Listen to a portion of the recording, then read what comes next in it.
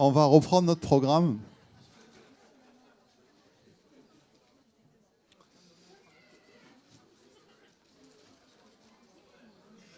Ça va, ouais.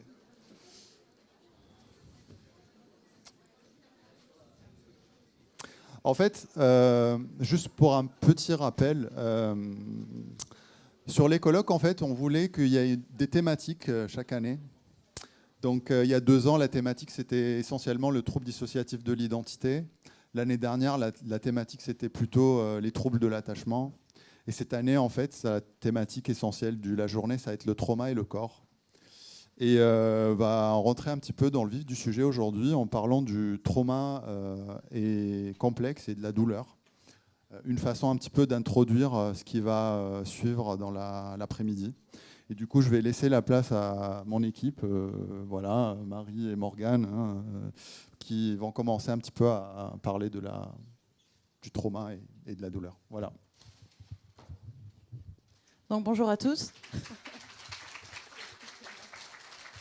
Donc moi je suis Marie Toratan, infirmière coordinatrice à la clinique du Pont du Gard et je vous présente Morgane Girbe, qui est infirmière référente et référente douleur. Donc psychotrauma et douleur. Déjà, la douleur dans le psychotraumatisme. On est tous d'accord que la douleur c'est une expérience complexe et multidimensionnelle. Elle peut être physique, émotionnelle ou psychologique. Dans le contexte du psychotrauma, elle joue un rôle central et elle peut avoir des impacts profonds sur la santé mentale et le physique des individus. On va mettre un peu un cadre à la douleur. La douleur, c'est un droit patient, d'accord, dans le Code de santé publique. Toute personne a le droit de recevoir des soins visant à soulager sa douleur. Celle-ci doit être en toutes circonstances prévenue, évaluée, prise en compte et traitée. La prise en charge de la douleur, c'est aussi un devoir pour l'établissement, pareil pour le Code de la santé publique. Il appartient à chaque établissement de santé de développer et mettre en place l'organisation nécessaire pour répondre aux besoins des personnes quant à la prise en charge de leur douleur. Et au niveau infirmier, il y a une obligation soignante par le décret des compétences de vos diplômes, par 2 articles. Donc les soins infirmiers, ils ont pour objectif de participer à la prévention, à l'évaluation et au soulagement de la douleur et de la détresse psychique, physique des personnes. Et l'infirmier ou l'infirmière est habilité à entreprendre et à adapter les traitements antalgiques dans le cadre de protocoles préétablis, écrits, datés et signés par un médecin. Et le protocole est intégré dans le dossier de soins infirmiers. La douleur, c'est une sensation désagréable. Tout le monde a déjà connu la douleur. Elle peut être physique, émotionnelle ou psychologique. Elle est souvent déclenchée, quand elle est physique et émotionnelle, par des lésions tissulaires ou des stimuli nocifs. Et elle est une expérience subjective et personnelle. Et sa perception peut varier d'une personne à l'autre. Donc douleur physique, douleur ressentie dans le corps, souvent due à une blessure ou une maladie. La douleur émotionnelle, c'est une douleur ressentie dans l'esprit, souvent due à un deuil, une perte ou un stress émotionnel intense. Et la douleur psychologique, c'est une douleur ressentie dans l'esprit et le corps, souvent due à un traumatisme, à des souvenirs intrusifs ou à des pensées négatives récurrentes. Il existe plusieurs types de douleurs, classées selon leur origine, leur intensité et leur durée. Donc la douleur aiguë, c'est une douleur qui va être intense, qui va être soudaine, généralement de courte durée, et elle va être associée à une blessure ou à une maladie. Quant à la douleur chronique, elle va durer plus longtemps, plus de 3 mois. Elle va être souvent persistante, invalidante, et elle peut être due par de multiples variétés de causes. La douleur physique et émotionnelle, ces douleurs-là peuvent aggraver les symptômes du psychotrauma et contribuer à l'émergence de troubles psychologiques comme le PTSD. La douleur peut également être un déclencheur de flashbacks et de souvenirs intrusifs. Donc on va avoir, suite à de la douleur, une augmentation des symptômes du psychotrauma. La douleur va s'intensifier, les symptômes vont émerger. Cauchemar, flashback, pensée intrusive, évitement. Les troubles vont se développer. Il va y avoir l'aspect psychologique qui va rentrer dans l'équation. Et parfois l'apparition de dépression et d'anxiété. Ensuite, la douleur, elle va affecter la capacité des individus à effectuer leurs activités quotidiennes, à travailler ou à maintenir les relations sociales. Et ensuite, la douleur, elle va déclencher à nouveau des flashbacks, des souvenirs intrusifs, des émotions intenses et raviver le traumatisme. Juste pour la mécanique physiologique de la douleur, on voulait vite fait vous raconter un peu ce qui se passe dans le corps. C'est le système nerveux qui va jouer un rôle crucial dans la perception et la transmission de la douleur. Les stimuli nocifs vont être détectés par des récepteurs sensoriels, donc les nocicepteurs. Donc vous brûlez la main, les nocicepteurs rentrent en marche. Le message se fait via la moelle épinière, qui va transmettre les signaux de douleur au corps et au cerveau. Et ensuite, le cerveau va interpréter ces signaux de douleur et déclencher les réponses physiologiques et émotionnelles. C'est relativement succinct, l'explication, mais en gros, c'est ça.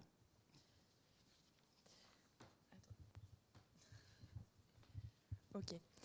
Du coup, les conséquences psychologiques de la douleur. La douleur chronique peut avoir des conséquences psychologiques, bien sûr, importantes, en particulier lorsqu'elle est associée à un psychotraumatisme. Elle peut entraîner différents symptômes et pathologies. On peut parler d'anxiété avec souvent une inquiétude excessive, des peurs, des appréhensions, la dépression, avec un sentiment de tristesse, désespoir, perte d'intérêt à faire les choses. L'irritabilité, on se retrouve face à des patients qui parfois ont des réactions qu'on ne comprend pas au premier abord, avec frustration, colère et impulsivité. Et une altération de la qualité de vie, la difficulté à effectuer des tâches quotidiennes, à avoir des relations sociales normales, entre guillemets, et à maintenir ces relations dans le temps finalement. On est un peu old school, on a gardé le papier. À vous, docteur. Merci pour cette belle introduction autour de la douleur. En fait, c'est quand on avait dit qu'on allait parler de la douleur cette année, en fait, j'ai essayé un petit peu je ne sais pas si je vais y arriver, à recoller les morceaux du puzzle. Et de dire, en fait, j'entends toujours des patients compliqués, docteur, on a vraiment des patients difficiles, etc. Et derrière le mot difficile, en fait, il y a beaucoup de choses. Il y a beaucoup de notions, il y a des notions psychiques, il y a des notions somatiques. Et vous allez voir que la prise en charge de nos patients n'est pas si simple que ça. Et nous, des fois, on la complique dans notre vision qui est souvent cloisonnée. Et on cloisonne souvent entre le somatique et le psychiatrique. Moi, le premier, voilà, ça, il faut voir avec le médecin généraliste. Ça, je m'en occupe pas. Ce traitement, je m'en occupe pas. Et c'est pas forcément des bonnes pratiques. Mais on est tellement souvent tendu par la charge du travail. Et on est aussi souvent envahi par ce que le patient projette, et que du coup, on essaye des fois de se protéger de certaines choses, et c'est pas si simple. Donc en fait, je me suis dit, comment on va présenter ça aujourd'hui, comment je vais essayer de recoller les morceaux du puzzle et avoir une vision peut-être plus parlante de ces patients trauma complexes. Et du coup, je me suis dit, ok, on va commencer par le commencement, c'est le trauma complexe a enfin intégré la CIM-11, donc dans une catégorie, sous-catégorie du TSPT. Et cette définition, voilà, c'est un trouble qui peut apparaître après exposition à un événement ou à une série d'événements, prolongation, répétition dans le temps. Donc il ne précise pas quand est-ce que ça arrive, à l'âge adulte, à l'enfance, etc. Donc ça reste un peu flou.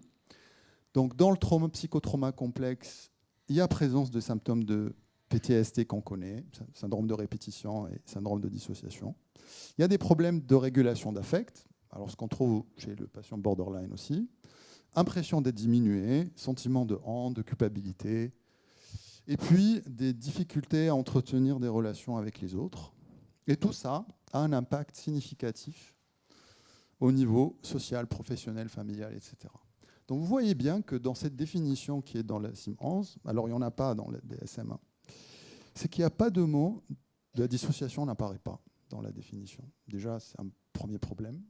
Deuxième problème, c'est qu'il n'y a pas le mot somatique non plus. En fait, on ne parle pas de corps, on ne parle pas de ce qui se passe. Et vous allez voir qu'il y a des choses qui se passent et malheureusement, il y a du travail à faire pour essayer d'améliorer nos critères diagnostiques. Donc en fait, le trauma complexe est aussi défini comme un disorder of extreme stress not otherwise specified. Là aussi, je peux critiquer le not otherwise specified. Bon, pour ceux qui connaissent, parlent un peu anglais, etc., je ne comprends pas pourquoi on a mis... voilà quoi, c'est un désordre avec extrême stress qu'on ne peut pas spécifier autrement. Bon. Donc, dans cette définition de van der Kolk et qui a été reprise par Cathy Steele, Onno van der Hart, etc., c'est un trouble à l'âge adulte qui se caractérise par un déficit chronique du sujet à intégrer des expériences et à réguler ses affects à cause de traumatismes répétés. Alors du coup, pour van der Kolk, il a bien précisé que c'était pendant l'enfance, là où il y a une immaturité du cerveau, et du coup, sur le plan neurobiologique, cérébral, etc., l'enfant n'a pas des capacités pour intégrer, absorber des événements menaçants. Et cela amène une dérégulation de la conscience, de la gestion des émotions et du comportement, et des troubles somatoformes. Donc là déjà, dans cette définition, on introduit un peu la notion du corps à travers des troubles somatoformes. Des fois, c'est écrit somatisation, moi c'est un mot que j'aime pas. Ça veut tout dire et rien dire. Bon, donc je me suis dit, qu'est-ce qu'on va faire? Et du coup, on va essayer de faire une petite étude. On a énormément de matériel depuis 7 ans qu'on a ouvert l'unité psychotrauma avec des patients trauma complexe. Et je me suis basé sur la définition du trauma complexe telle qu'elle est définie par la CIM-11, c'est-à-dire des personnes qui ont été exposées à des événements traumatiques répétés ou qui ont duré longtemps. Et je me suis dit, je vais voir au niveau de la douleur, qu'est-ce qui se passe chez des gens, ces sujets-là. Et bien sûr, les résultats que j'aurai n'auraient pas de sens si je ne vais pas les comparer à des sujets qui n'ont pas de notion de trauma complexe. Donc, sur l'unité psychotrauma, j'ai pris un groupe de patientes, pour que ça ne soit pas un billet entre les hommes et les femmes, de 43. Alors vous me dites pourquoi 43 ? Parce que c'était une galère de trouver le groupe témoin. C'était une galère de trouver des patients qui n'ont pas de trauma complexe et d'être sûr qu'ils sont venus à la clinique pour un autre trouble psychique, mais qui n'a pas la notion de trauma complexe. Alors il y a beaucoup de psychotrauma, et j'ai fait ce que j'ai pu pour que ça soit un vrai groupe contrôle, ou s'il y a un doute, je n'inclus pas dans cette étude. Alors la moyenne d'âge chez les groupes de patientes psychotrauma, c'est 45 ans, et chez le groupe contrôle, c'est 49 ans. Alors l'âge aussi, c'est important, le sexe, l'âge, parce qu'on va parler de la douleur et de certaines pathologies, et s'il y a un écart d'âge important dans les populations, on peut être confronté à des pathologies différentes. Et là, je vais me dire, OK, en fait, chez ces 43 patients, est-ce qu'il y a la notion de la douleur? Essentiellement, est-ce qu'il y a la notion de douleur chronique? Ou il y a la notion de douleur récurrente qui a un impact important sur le fonctionnement du quotidien? Et là, vous allez voir que le résultat est sans appel. Chez le groupe psychotrauma, 70% des patients souffrent de douleurs chroniques ou de douleurs récurrentes qui ont un impact important sur le fonctionnement du quotidien. Et seulement 20% du groupe contrôle qui sont des patientes qui viennent à la clinique pour autre chose, pour un état de dépression, pour un état de stress qui n'est pas gérable à l'extérieur, etc. Mais il n'y a pas notion de trauma, en tout cas répété ou prolongé. Là aussi, c'est assez intéressant parce que, alors, j'ai pas eu le temps de mettre tous les chiffres et puis j'ai pas eu le temps d'essayer de voir tout.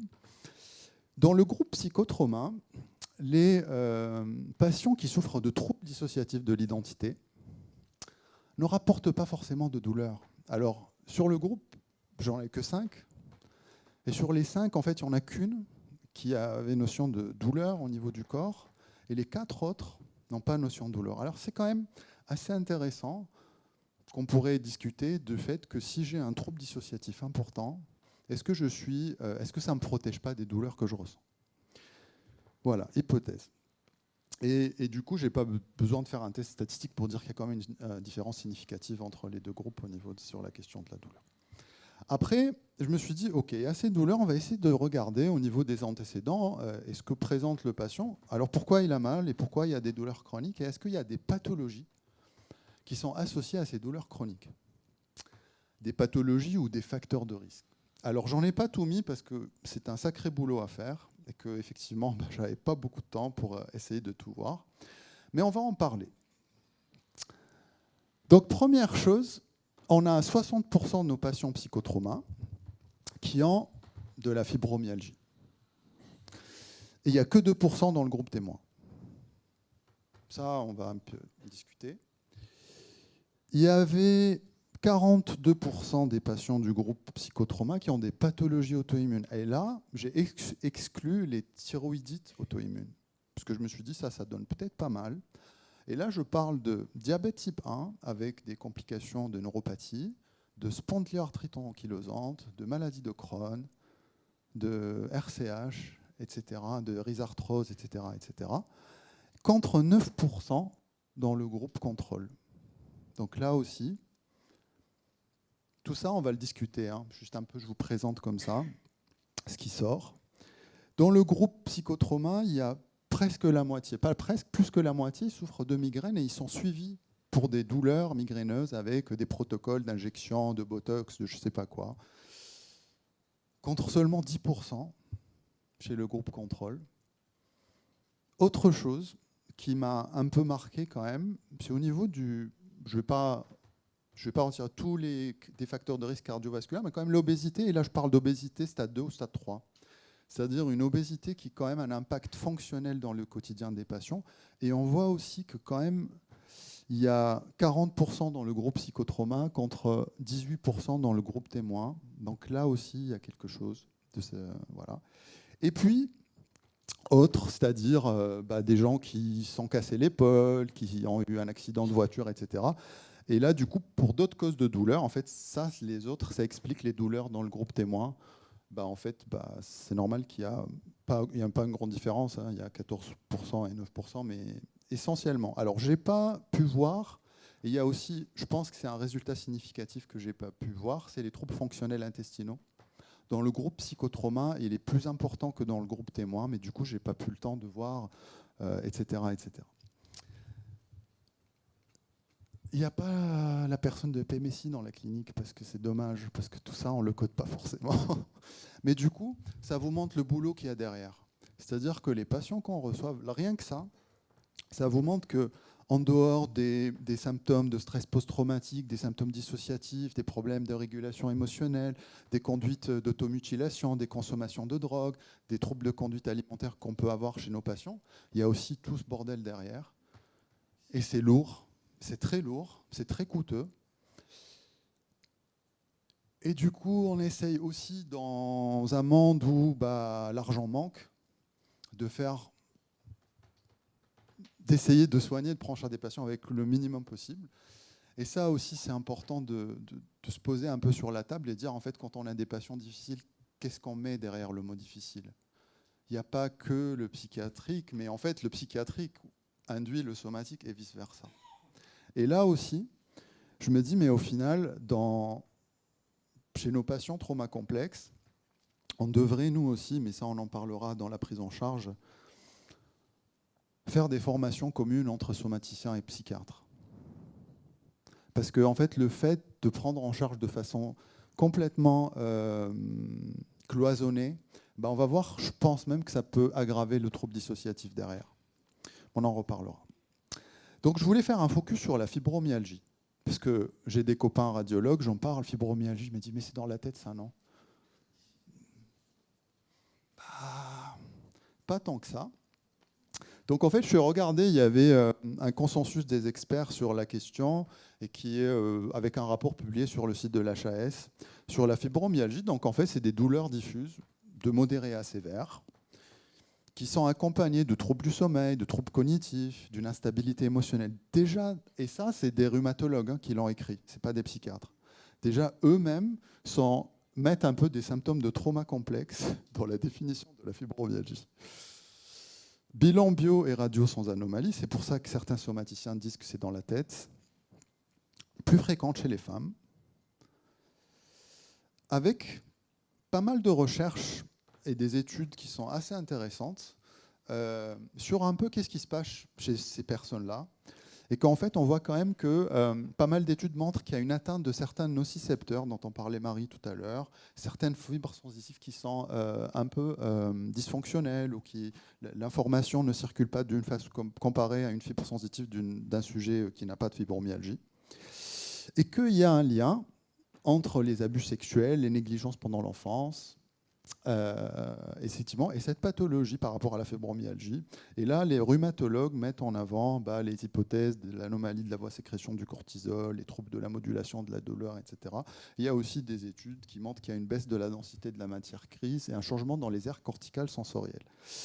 Déjà, ça me fait penser un peu à certaines constatations que Simone Reinders faisait quand elle faisait ses études sur les traumas complexes, qu'il y a un peu des similitudes un peu dans les imageries. Donc des patients qui souffrent de fibromyalgie et de trauma. Je vais dire autre chose. C'est que quand j'étais en train d'étudier un peu mes résultats, je voyais qu'il y avait une corrélation statistique entre les abus sexuels pendant l'enfance et la fibromyalgie. Après, je ne sais pas comment l'interpréter, mais je peux dire que déjà mon groupe que j'ai pris avait plus de patients avec des abus sexuels pendant l'enfance. Donc cette corrélation peut juste être liée à l'échantillon que j'ai pris. Ou peut-être qu'il y a autre chose derrière. Je ne sais pas.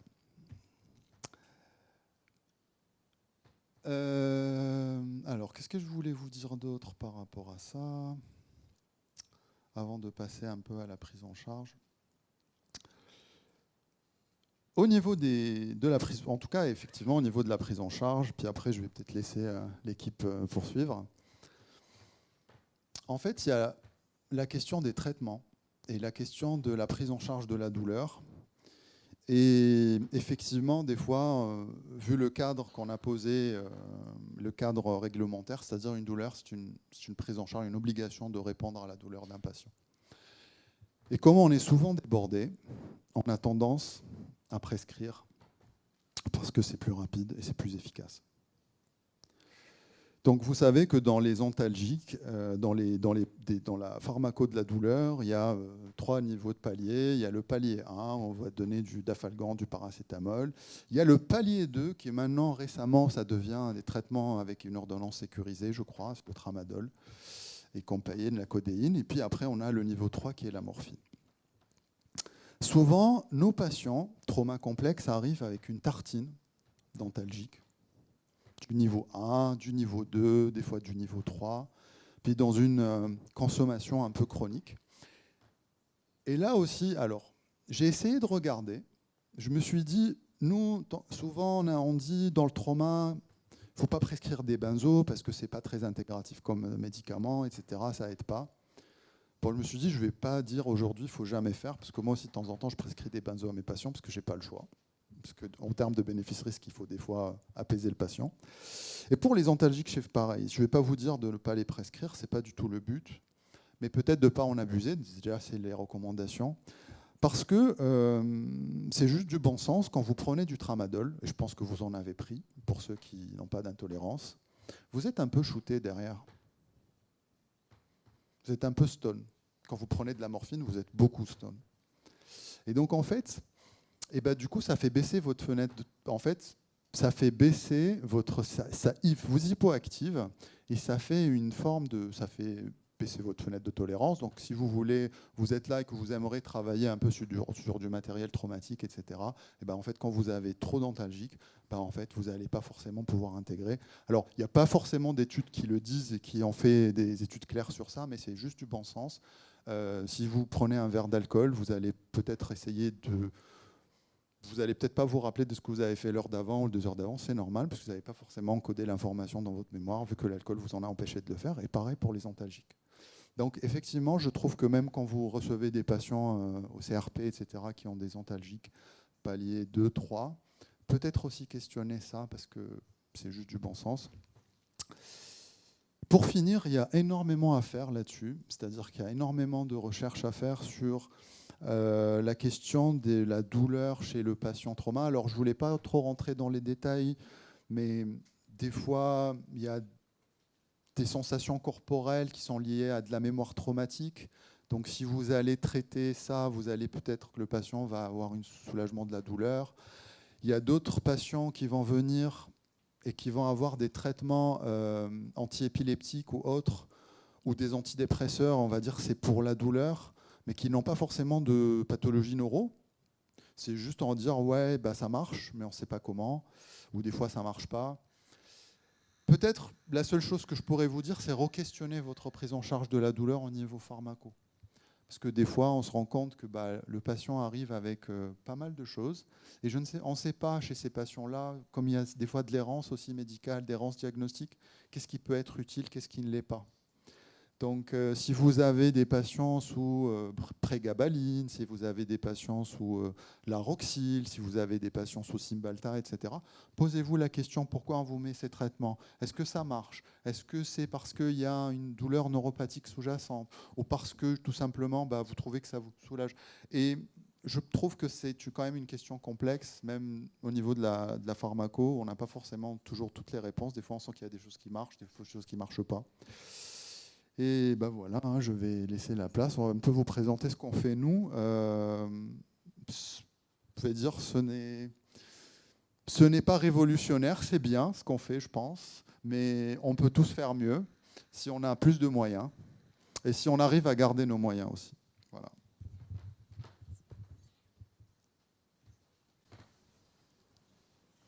Allez, on fait un petit zoom sur ce qui se passe au sein de la clinique du Pont du Gard. Spoiler alerte, il va y avoir une vidéo et c'est pas fini après la vidéo. On m'a fait remarquer que c'est important peut-être de le dire. Du coup, Dr Gauzy nous a fait déjà une bonne introduction concernant les médicaments, les antalgiques bien sûr, les antidépresseurs pour la douleur émotionnelle et psychologique, mais aussi physique. On met un accent sur les thérapies. En fait, à la clinique du Pont du Gard, je pense que vous l'avez un peu compris, on aime bien tout ce qui est non médicamenteux. Donc on privilégie vraiment ces approches-là. Donc les thérapies avec les psychos, la TCC, le MDR, la TSM maintenant.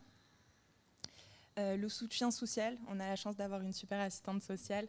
Donc on leur met un petit rendez-vous pour faire le point sur tout ce qui est ressources financières, familiales, environnementales, professionnelles pour favoriser l'adaptation dans la vraie vie, pas qu'à la clinique, et la résilience. J'allais vous réciter toutes les techniques médicamenteuses qu'on utilise à la clinique, mais je pense qu'avec ce qu'on va vous montrer, ce n'est pas nécessaire. Donc je lance la vidéo.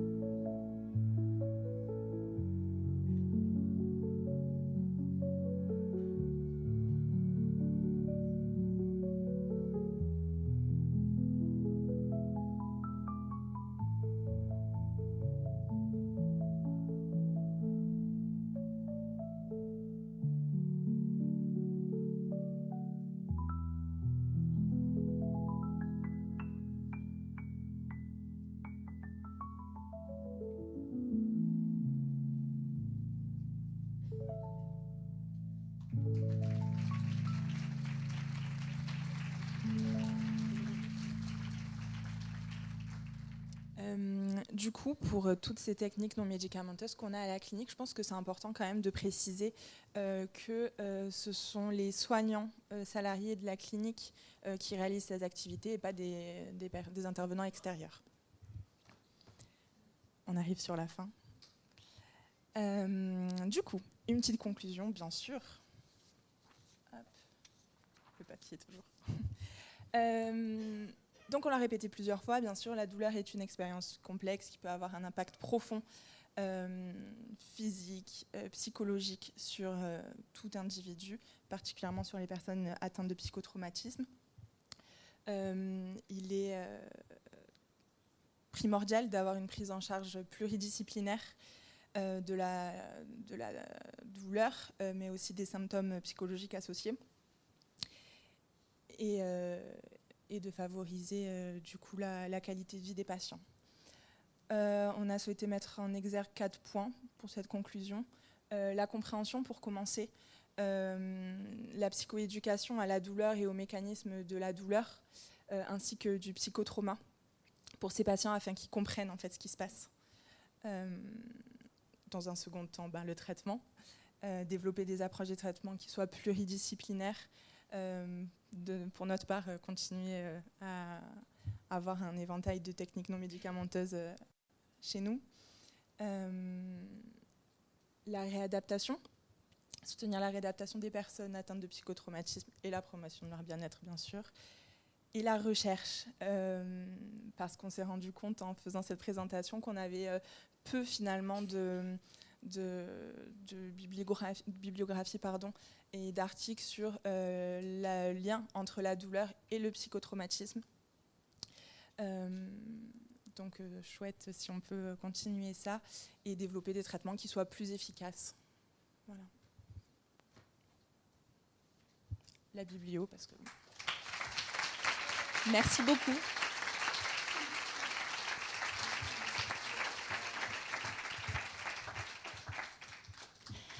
Merci pour cette super présentation et merci de parler de la douleur et du corps.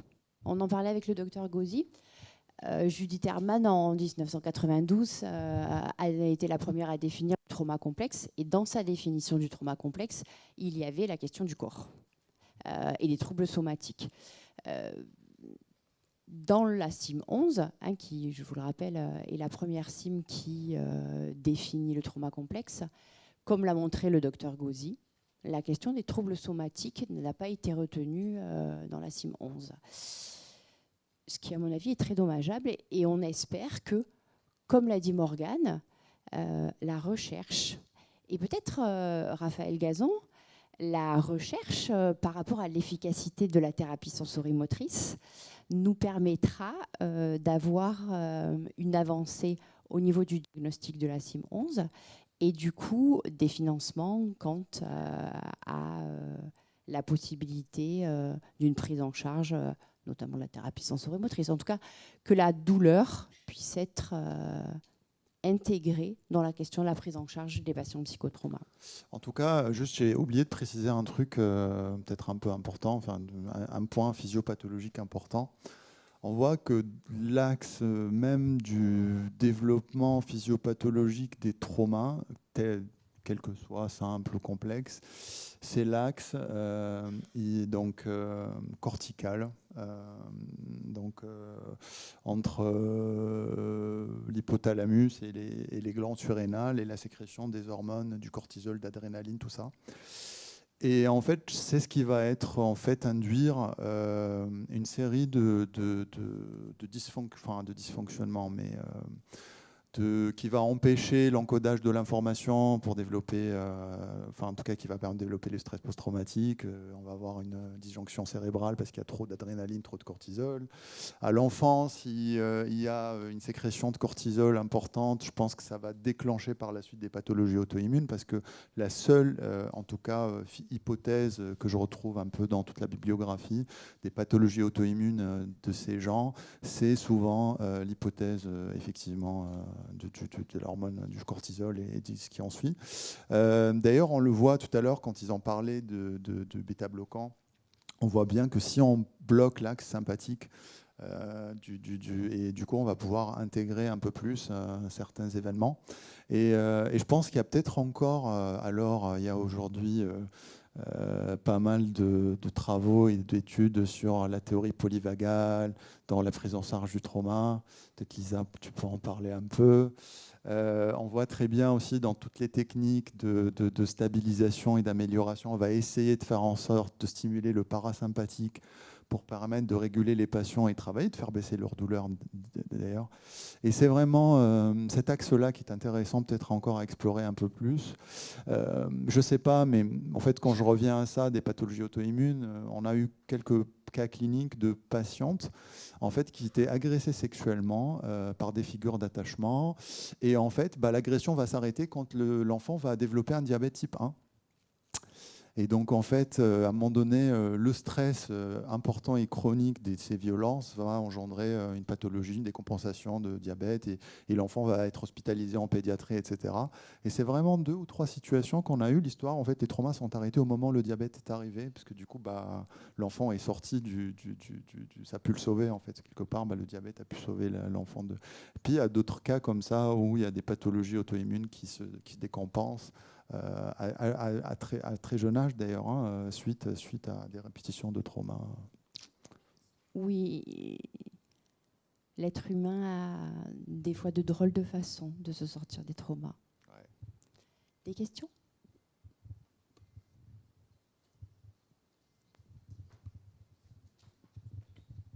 Oui.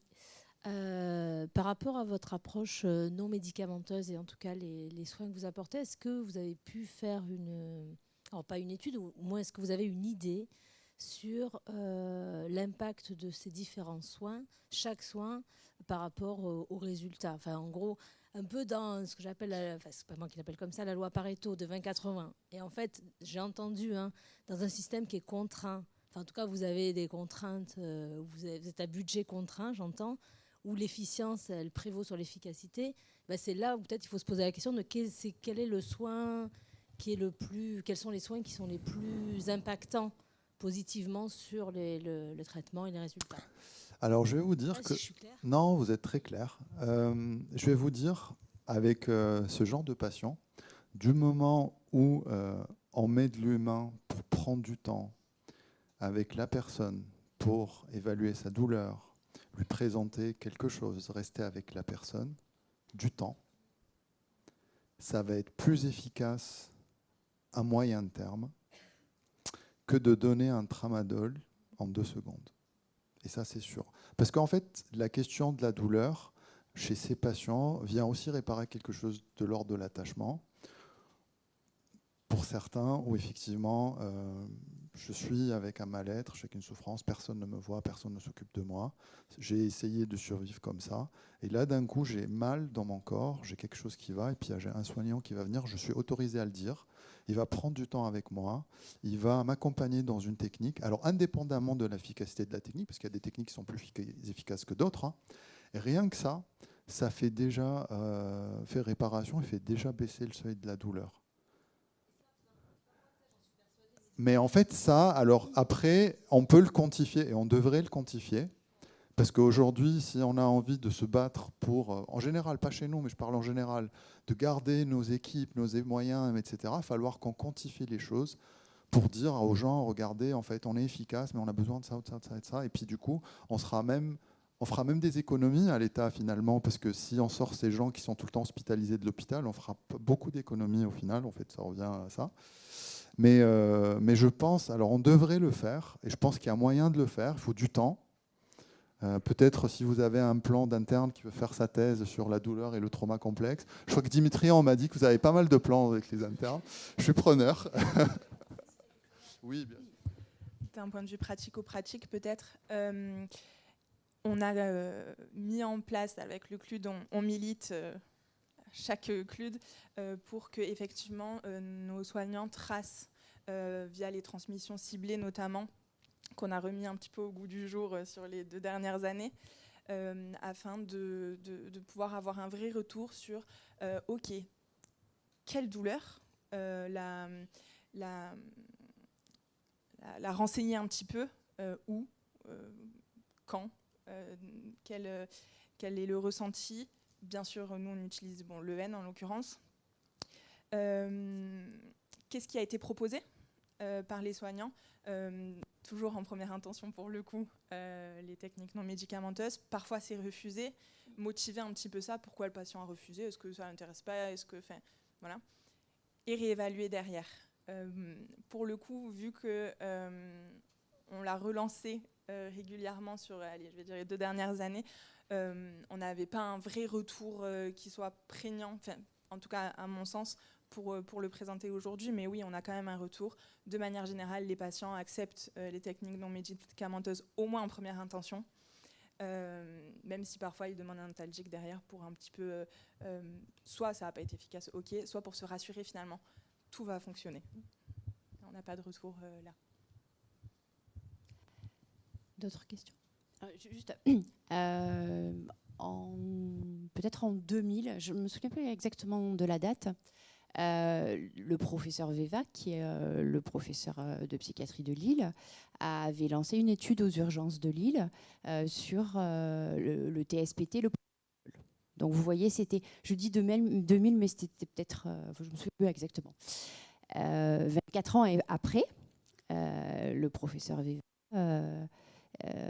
et Brunet ont assez d'études pour prouver l'efficacité du propranolol sur le TSPT. Peut-être que dans 20 ans, grâce à l'équipe du Pont du Gard, grâce aux internes de Dimitri, parce que ça nous intéresse beaucoup, grâce à ces journées pour motiver les jeunes à faire de la psychiatrie, de la psychologie, peut-être que dans 20 ans, les équipes nous montreront voilà, l'efficacité de la thérapie sensorimotrice ou d'autres thérapies à partir du corps sur le TSPT complexe. En tout cas, c'est ce que j'espère.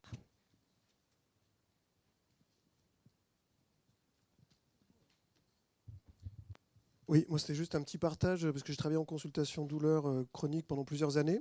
Je suis psychologue et du coup le premier réflexe de l'algologue en effet c'était nettoyer la prescription avec l'idée que la longueur de la prescription était corrélée à l'impuissance du prescripteur la plupart du temps et qu'on retrouvait en effet prégabaline, gabapentine, mélange de palier 2, 3, de benzo, etc. Qu'une fois qu'on arrêtait une partie des prescriptions, il y avait plus de vigilance, bien sûr. Il y avait une flambée, par contre, des symptômes psychotraumatiques. Et on passait l'essentiel du temps en thérapie à faire de l'EMDR, des TCC autour du trauma. Et au final, on avait un effet modeste sur la douleur chronique en elle-même, mais une amélioration des échelles de qualité de vie, avec moins de kinésiophobie, plus de reprise d'activité, un périmètre de marche qui s'allongeait, etc. Enfin, l'effet, c'était plus qualité de vie que douleur, mais on voyait quand même que le fait d'aborder le trauma permettait au sujet de reprendre de l'action dans sa vie quotidienne, quoi. Voilà, c'était pour partager un peu cette expérience-là. C'est très très bien. Merci, on est vraiment là pour ça, justement. 100% d'accord avec ça, en plus. D'autres questions?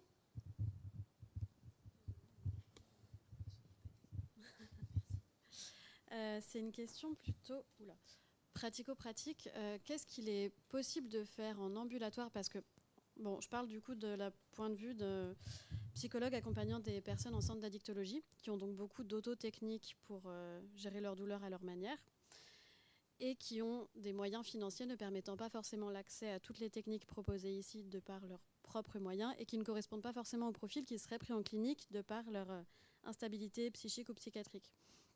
Et du coup, j'ai l'impression que la seule chose à leur porter, c'est leur technique propre, c'est-à-dire autogestion de la douleur par des consos, ou ce que nous, on peut faire vaguement en thérapie, mais dans des contextes où la thérapie n'est pas toujours possible. Donc voilà, je me questionne sur, en ambulatoire, qu'est-ce qu'on peut faire dans les contextes un peu plus réalistes par rapport à notre pratique de terrain. Ouais, allez-y. Vous avez autre chose à rajouter? Allez-y. Je vais être très modeste dans ma réponse parce que effectivement, je sais. Vous savez, j'ai travaillé en prison et j'avais aussi certains patients qui avaient cette problématique-là. Je peux vous dire qu'en prison, il y a très peu de moyens aussi. Que vous avez un patient que vous gardez 20 minutes, puis après revient en cellule avec ses collègues, etc. Je pense que, en fait, ça va être une échelle de bénéfice-risque. Le bénéfice-risque de est-ce que je amène mon patient à baisser ses conduites dissociatives, à savoir sa conso. Quelles limites je peux trouver entre il ne se met pas en danger de façon chronique et qu'il accepte d'avoir un peu mal et d'essayer autre chose. C'est-à-dire, ok, ce soir, au lieu de fumer 10 joints, j'en sais rien, vous allez en fumer 5, mais est-ce que c'est ok si vous avez mal d'essayer la poche de glace? Ou est-ce que c'est ok d'essayer de faire juste une petite activité physique, si c'est possible, très adaptée, à bouger un peu le corps? Parce qu'en fait, au final, il y a plein d'études qui montrent qu'en fait, que pour un corps qui ne bouge pas, qui est douloureux, si vous remettez en mouvement certaines boucles sensorimotrices, les RMM, en fait, votre seuil de douleur et votre qualité de vie va s'améliorer. Donc en fait, ça va être ok, mon patient ne peut pas se sevrer complètement de ces produits toxiques, mais est-ce qu'il accepterait de baisser un petit peu pour laisser la place, juste un peu, un petit truc qu'il n'a jamais fait avant. Et en fait, ça va être de la négociation. Et d'ailleurs, c'est assez intéressant parce qu'à l'intérieur de lui, ça va être aussi une négociation entre ses parties. Est-ce que je peux, moi en tant qu'adulte, j'aimerais bien essayer de faire un peu de sport ou un peu de yoga ou un peu d'étirement, mais j'ai une partie de moi qui aimerait quand même prendre ces 10 joints dans la soirée. Est-ce qu'elle pourrait accepter d'en prendre que 7 dans un premier temps? Et en fait, être très modeste sur les objectifs que vous allez mettre, même si ça n'est pas révolutionnaire ce que je vous dis, mais peut-être ça peut aider. Parce que ça, en tout cas, dans le quotidien, à la clinique, ça aide certains qui ne vont pas être réceptifs à tout ça, mais on va négocier un peu à l'intérieur. Qu'est-ce qu'on pourrait rajouter un plus qu'ils n'ont pas fait avant? Est-ce qu'on peut dire, c'est ce que est en train de dire le docteur Gauzy, hein, c'est que on va travailler l'alliance, donc l'attachement, et petit pas après petit pas, on va les aider à mentaliser, à augmenter la confiance dans la relation thérapeutique et leur proposer, leur montrer qu'on est... C'est vraiment les bases de nombreuses thérapies, dont la thérapie sensorimotrice, hein, c'est une façon d'introduire l'après-midi, de leur montrer qu'on est intéressé par eux, qu'on a quelque chose à leur apporter, petit pas après petit pas. Et puis après, faire le travail de réseau, leur montrer qu'il y a des structures où ils peuvent faire le sevrage, où les mêmes structures vont petit pas après petit pas, leur montrer qu'il y a quelque chose de possible. Et prendre le temps du changement. C'est-à-dire que c'est ok, on ne va pas changer de suite, mais on va prendre le temps pour changer petit à petit. Voilà.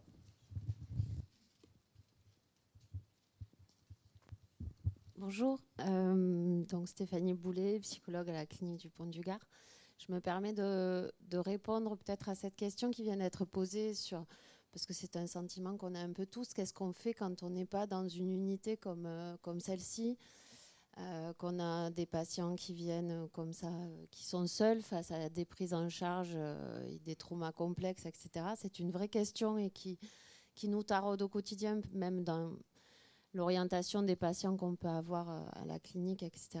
Et en fait, il y a une des réponses qui me paraît importante pour le futur, c'est comment on peut arriver à travailler en réseau réellement entre psy et somaticiens. Et je pense notamment aux kinés qui ont une prise en charge permanente en fait, des patients, notamment des patients qui présentent des douleurs chroniques. Et ça peut être une réelle clé dans le travail qu'on peut développer dans le futur entre...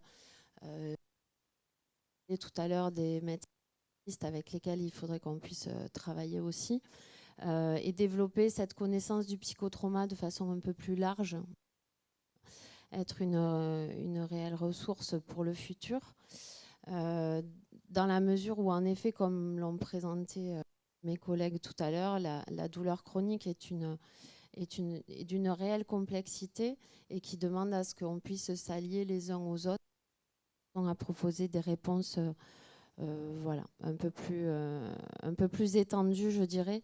Alors évidemment, il y a la question des remboursements, mais ça c'est une question bien complexe aujourd'hui. Mais je pense que plus on arrivera à s'associer entre professionnels, plus on arrivera à partager nos compétences, nos connaissances, nos façons particulières d'œuvrer autour des patients.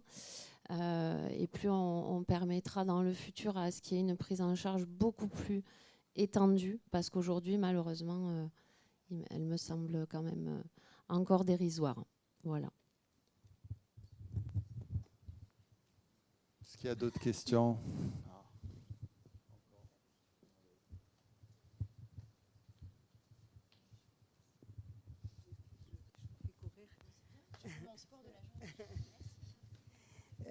Oui, écoutez, je vous remercie vraiment de ces présentations-là de la matinée et de celles que vous venez de faire aussi.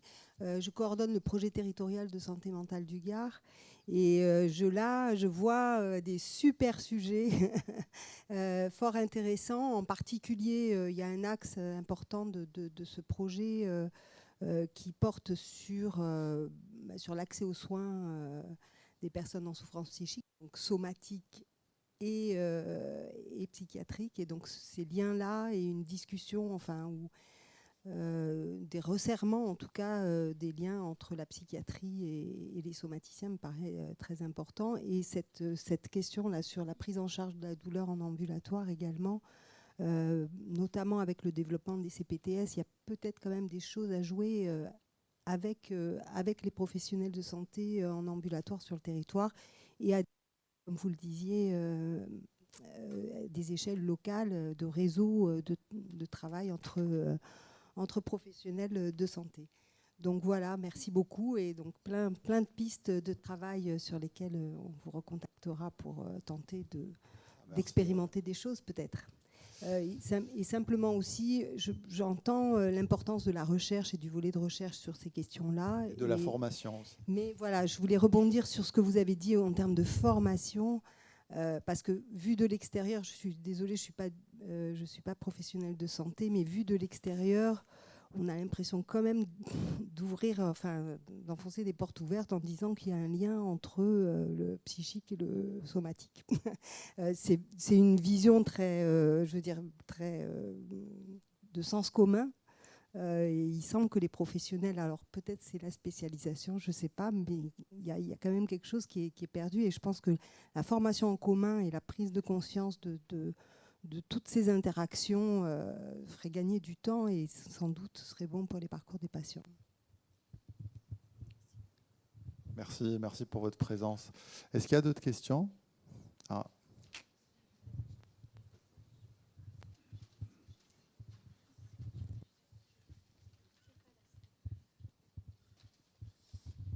Oui, merci. Merci de ta présentation. J'ai été surpris en fait de connaître les taux de douleur chez les PTSD et l'inverse.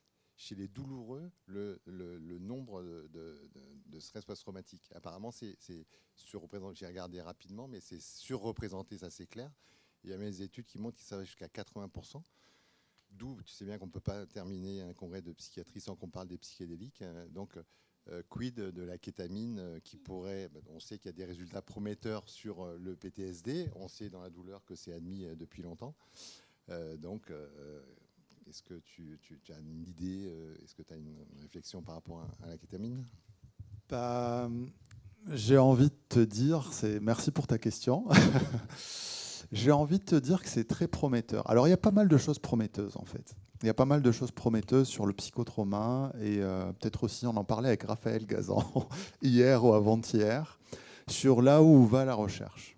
Pour moi, en fait, de façon très synthétique et très simple, tout ce qui est hypoactivant, il va peut-être pas être très intéressant. Tout ce qui peut améliorer la connectivité neuronale et aider à débloquer certains circuits qui sont déconnectés peut être intéressant. Donc tout ce qui est... Alors on parlait de certains psychédéliques comme, je sais pas, on parlait un peu peut-être certains amphètes ou la kétamine qui peuvent avoir un intérêt dans la recherche. Vous savez, des fois vous avez des patients qui vont prendre certains... Alors, je ne sais pas, une pratique qui a certains champignons hallucinogènes, ils vont activer certaines zones cérébrales, ils vont rentrer dans des états de transe.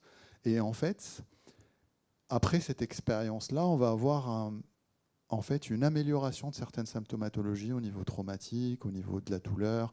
C'est presque une réorganisation psychique, on parlait un petit peu avec Raphaël là-dessus.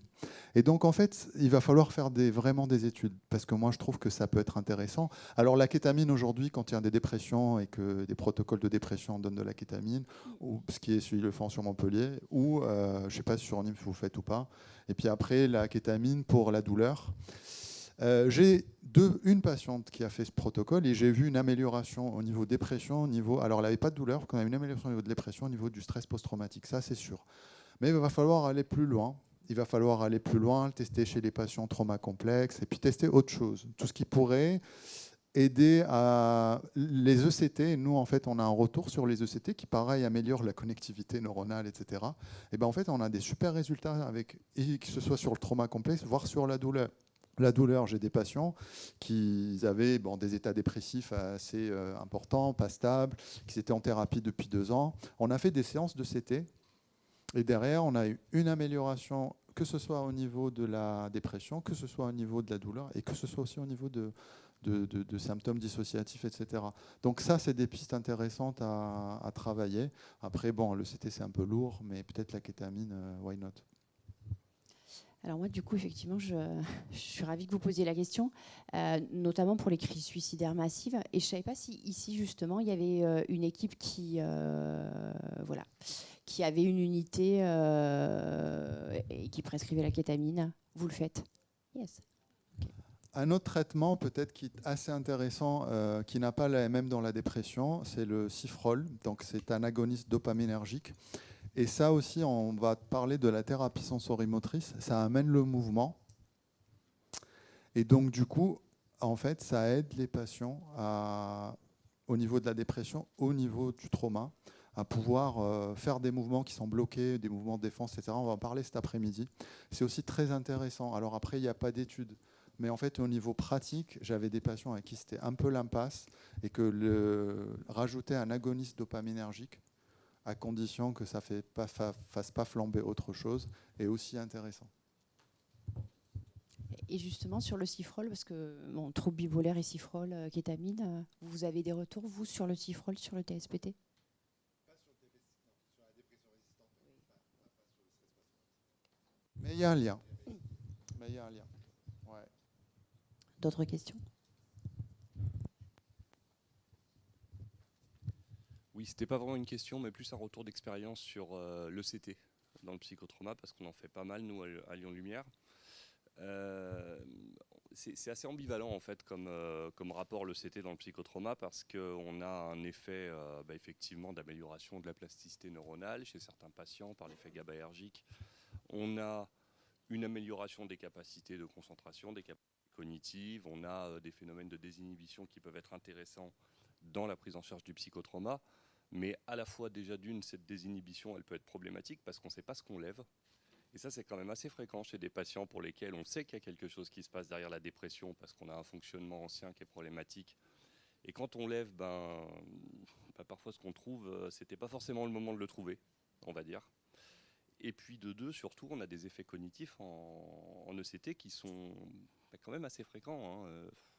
On est à plus d'un tiers d'effets cognitifs à type de troubles de la mémoire antérograde qui viennent largement perturber le processus de psychothérapie chez ces patients.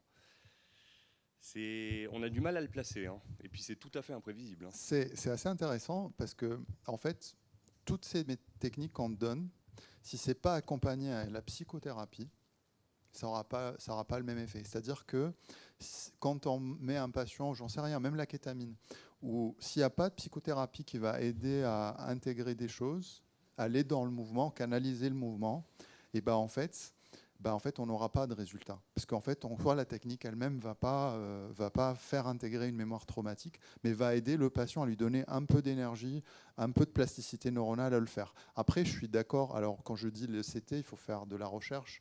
Moi, je n'ai pas un retour que probablement toi, parce que nous, on n'en fait pas tant que ça. Et je l'ai fait que chez certains patients qui sont complexes. Par contre, j'ai eu des patients de chez vous qui ont eu beaucoup de CT avec des problèmes cognitifs.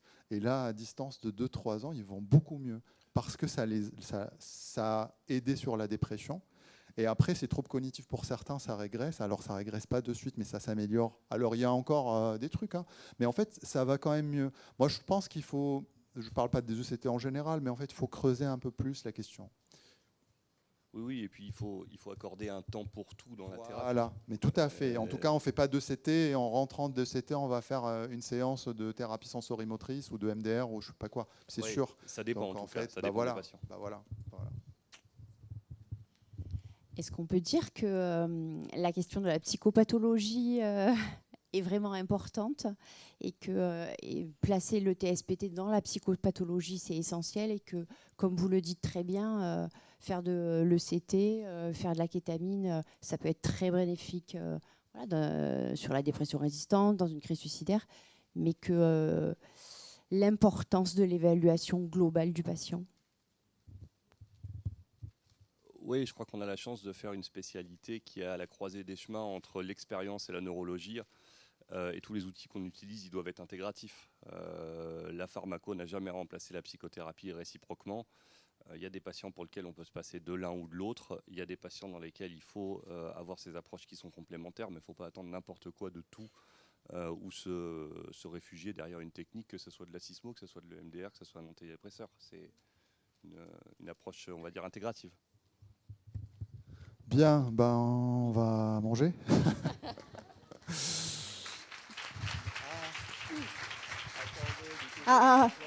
Juste pour clore la matinée, donc Valérie Niro, je voulais juste dire un petit mot, parce que cet après-midi, je serai en visio, je serai dans le train de retour pour suivre la suite du colloque. Je ne serai pas là en fin d'après-midi pour remercier très fort Mehdi, Dr Rosello et Muriel Torres, qui portent l'organisation de ce colloque depuis plusieurs années maintenant. Et moi, je suis très fière, avec le groupe EMEIS, très fière de soutenir ce colloque. C'est important de partager ces moments-là. On parle de clinique, on parle de formation, on parle de recherche. Ce sont des moments précieux pour animer nos vies professionnelles et pour contribuer à l'amélioration de la prise en charge de nos patients, des patients qui nous sont confiés. Voilà, c'était mon petit mot pour clore la matinée.